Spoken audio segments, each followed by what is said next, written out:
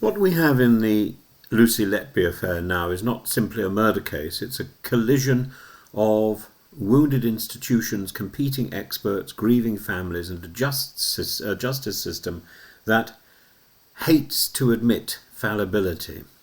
The headline today is that the new chief of the Nursing and Midwifery Council, Paul Rees, has finally said out loud what everyone inside the system has been whispering. They got key parts of this wrong, and Letby should have been suspended at arrest not a year later. That is an astonishing admission from the regulator of 800,000 professionals, and it comes on the back of an independent review that described toxic defensive culture. Set that beside the street theatre in Birmingham yesterday, where about 50 determined supporters stood outside the CCRC demanding speed, convinced this is the Birmingham 6 of the NHS age. They think the Commission is dragging its feet because the cost of admitting error would be too high, and they are right about at least that much. The CCRC is small, slow and cautious.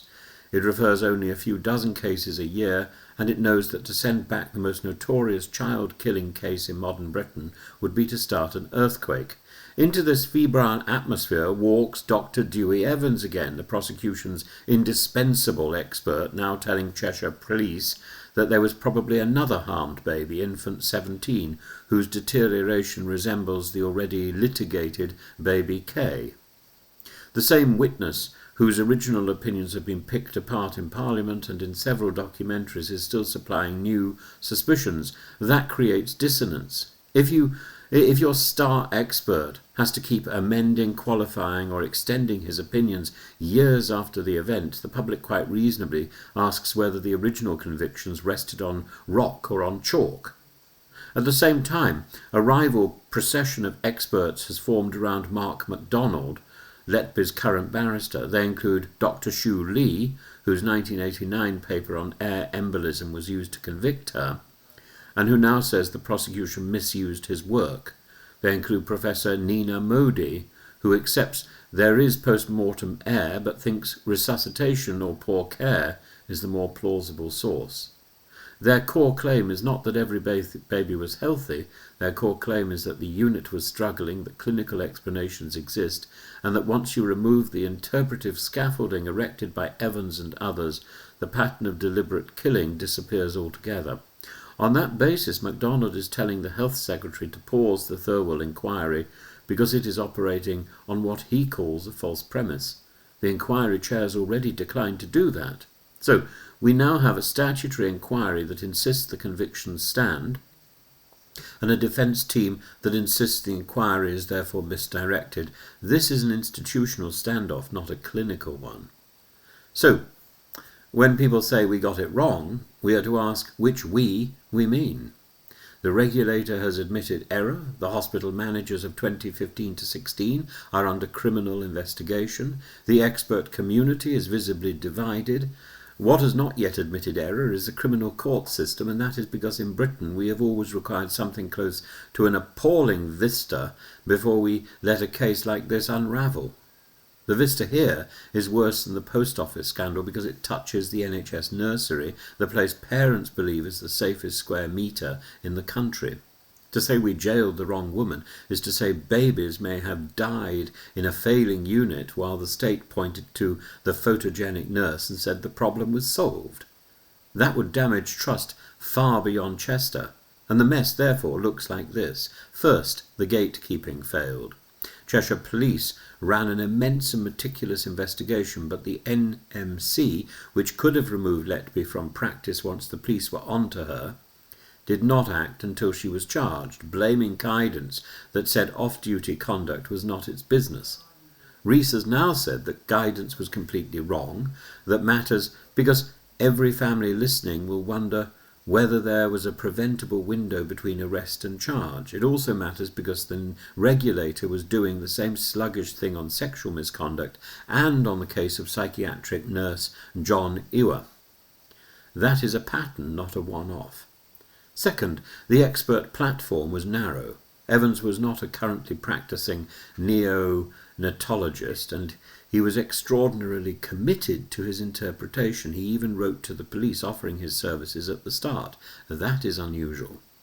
When years later parliamentarians cite cases where he placed Letby on the ward at times when she was in fact not on the ward, or when he now says he has changed his mind about the mechanics of death, the mechanisms of death, the appearance is not of a carefully triangulated expert base, but of a case whose tone was set by one man's confidence or overconfidence, and that is hard to defend when 14 international clinicians are now on record saying the medical evidence of murder was not made clearly enough. Third, the counter-narrative is at present incomplete. MacDonald has not released the full expert reports. Some of the alternative explanations offered publicly have contradicted each other. The needle theory around baby O was already tested at trial and found wanting. Birth trauma has been floated, then criticised by Letby's own former defence expert. Even within the she is innocent universe, there is no single tidy clinical story. That untidiness is exactly what gives the CCRC cover to go slowly and say this is complicated. Well, it is. But truth is never straightforward. Fourth, the families are still in the room. Lady Justice Thirlwell has already said online commentary is hurting them, and that she is not going to retry the verdicts. That was a deliberate attempt to steady the ship, yet on the same day a senior regulator says Letby should have been suspended sooner. On another channel, a new documentary replays the weaknesses of the air embolism evidence. In the Telegraph, Evans widens the frame to baby 17. To the families it must sound as if the adults in charge cannot keep a single coherent line for more than a week. So what can we say firmly without cruelty to those parents? We can say the NMC has admitted failure around Letby. That is not speculative. It is on the record. We can say expert evidence in this case is no longer a united bloc, but two camps now openly challenging each other's competence and motives. We can say that the CCRC is the only lawful route to a rerun, and that it will look not for cosmic truth, but for something appealable, such as expert unreliability, non-disclosure, or the misdirection of the jury. And we can say that every fresh public intervention by Evans, especially one that expands the alleged offending, makes it easier for the defence to argue that the original case depended too heavily on one revisable mind. But the underlying point is the sharpest, that one woman is serving 15 whole life orders in Bronzefield, while the adults with letters after their names argue about insulin assays, liver histology, resuscitation technique. That asymmetry offends our sense of natural justice. It is not that the juries were foolish. It is that juries were asked to sit in judgment on rival medical hypotheses in a unit already known to be troubled, and they did so before many of the doubts now in circulation were even assembled.